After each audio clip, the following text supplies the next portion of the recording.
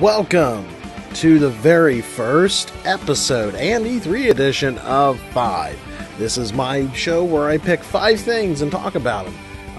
Specific topic and things like that, like a top list. But we're not calling it a top list, I'm just calling it 5. And things are not in a particular order, though. This time around for the beginning, it may be because these are kind of my personal favorites. 5 personal favorites of E3 2015. These are my 5 personal favorite games. I'm definitely not the typical gamer, so you're not going to find Fallout on the list. You're not going to find Call of Duty on the list. You're not going to find out, Battleborn or any of those. So I'm a unique gamer in that aspect. So I'm going to tell you and share with you the games that I saw this year at E3 that I feel like need to be talked about, need to be mentioned, that probably either may not get the spotlight or just I freaking love them. So yeah, let's get started. Number 5. People know, if you watch my channel, I love Platinum games. Platinum games make the best titles.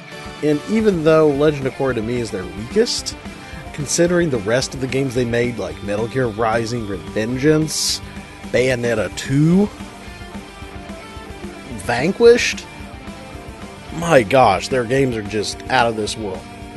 Now, you take that, combine it with G1 style Transformers, my little 5-year-old's mind is blown. I loved Transformers as a kid, and I would always watch the episodes on TV like early mornings before I went to school and stuff like that, and it just looks so good, looks so awesome, and I want to play it. I want to play it so bad, because I love action games, and Transformers in an action game, going from vehicle to car mid-combo, going from robot to vehicle in mid-combo and vice versa, holy crap, that just blows my mind, and I love it, and I cannot wait to play it.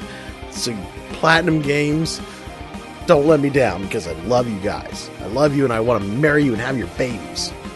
Number 4, the SMT Fire Emblem crossover game, which I'm not for sure how to really pronounce it, because they didn't really... I was hoping they would give it an English name this time around. So yeah, we seen the trailer of it. The trailer didn't really show a whole lot this time around. I get it, and it's very poppy, and it's a very divisive game. People just really get angry at it because it's so colorful, but it blows my mind. It's like, have you guys not played Persona? Have you guys not played a lot of the other ones that take place in a modern setting, like the SMT fans especially? Like, I love you guys, but some of you guys are just going crazy with it. Like, the thing is that there was some gameplay shown at Nintendo's Treehouse. I watched the recorded video of their live stream. They showed some gameplay. Basically, what they have done is, yes, you're not really seeing a lot of SMT characters. I didn't see any SMT characters in it. There's some references to SMT stuff, but you don't really see any actual characters there. However, you are teenage kids living in the big city who are also students. Sound familiar? And there is something evil going on that is causing something to happen to the world. Sound familiar? And you end up going to these places to take on, like, pop culture industry of Japan. And these buildings are all like dungeons, and they got monsters, shadowy monsters. Sound familiar? And they summon other entities, which are Fire Emblem characters. Do you see where I'm going with this? They took Fire Emblem and turned it into a freaking SMT game. And I'm just so excited to play this. Yeah, sure, it's definitely very poppy. I get it. It is. Sometimes even I feel like I need to take like an insulin shot, because like so much color, so much you just feel like I'm being put in a sugar coma. But I mean, like, it's going to be an exciting game. I mean, looking at some of the gameplay and stuff they showed, what they talked about in the combat. Watch that direct clip. I'm telling you guys, it'll blow your mind. I'll try to put a link if I can in the description. But just trust me on this. Give it a shot, guys. Number 3, Star Fox Zero. Yes, this is a game people love to hate. It doesn't look as fancy or whatever. I think it looks fine. It's definitely Star Fox was not really a series that was meant to be graphically strong. I mean, yeah, in the Super Nintendo, it was the first time it did real polygons. Like, wow, amazing. N64 definitely showed what that system could do, but even then in other iterations it definitely was they wanted to make it more cartoony, and to me, Fox and the crew kind of look more like the box art from the Super Nintendo games, where they look like those weird, people that wore animal costumes back in the night. You know how that is, right? Like when people wore the Ninja Turtle costumes or animal costumes, and they were supposed to be like human, and they were just like giant dolls. I mean, basically that's what they're, I think aesthetically that's what they're trying to go for, and I think it looks fine. I mean, I'm a little bit weirded out by, you have to use the gamepad, but maybe it won't be so bad. And this is another Platinum Games joy. Platinum Games, you just keep making stuff, and I want to play everything you make. You guys need to stop making games, because I'm going to be broke. I'm going to be broke. But I mean, like, the gameplay does look good, and the longer thing does not look too bad. I know a lot of people, apparently I didn't really realize how many people hated the Landmaster missions in the N64 game, but I really like those. I mean, submarine can go rotten in the ocean. That thing sucked, but the Landmaster tank was actually not that bad. I don't know why people hate it. It's just weird, I guess. But, it's just... This game looks neat, and I want to play it. I want to play a new Star Fox on a console. I don't want to use a stylus to control the plane. That's stupid. That's stupid they did in the DS. Anyways, that's me ranting. Star Fox Zero, you are my hero. I want to play you. Number 2, Shenmue 3. Oh my gosh, I have such a history with this game. Shenmue series in general, I should say. That is one of the series that just I hold in my heart so dear, because there is so much history behind it with me. Like, it's one of the first games that I've ever experienced that had at the time like a what we consider modern style open world, where you explore, talk to people, and they would actually talk back, like actual dialogue talking back. First time we've seen QuickTime events before people hated them. Like, there was just so much going on to it. Yeah, the acting was cheesy and campy, but there was something about that story that just drew me in. And, there was just so much you could do with the game. Like, no other game was like that at the time. And what stinks is 2 ended on a cliffhanger. And ever since then, we've never had a conclusion to the story. But when Sony announced it at their press conference at E3, and it was being done by Kickstarter, I gave them my money. I want a conclusion to the story, and I understand why they're doing this, even though Sony has been reported saying that they are going to back them in it. I think it's because they want to know if this is going to be a viable thing, if this is not just something that people are saying that they want, that they'll actually put their money out, put their money where their mouth is.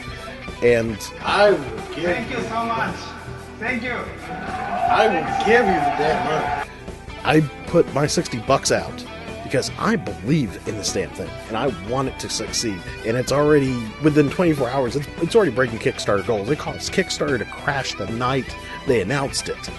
And I just want to thank them for Inu Suzuki and whoever else is working on it, for actually finally bringing this out. And I can't wait to play it. And oh my gosh, just so many feels.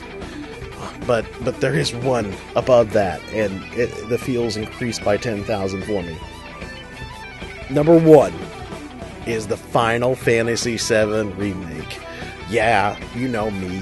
You saw this coming. You saw my video. I think you did, of me losing it.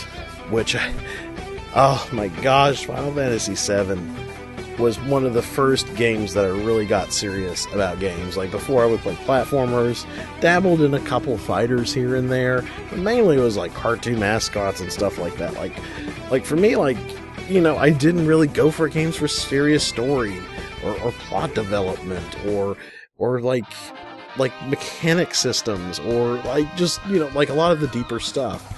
And at first, when I first played Final Fantasy VII, I didn't know if I would like it at first. Then I fell in love with it. And when I watched the Sony press conference that night, and they announced that the remake, which everybody thought was not going to happen, that it was just going to be that, the port of the PC version, which many consider inferior, but, hey, which you're still doing, by the way, to the PS4.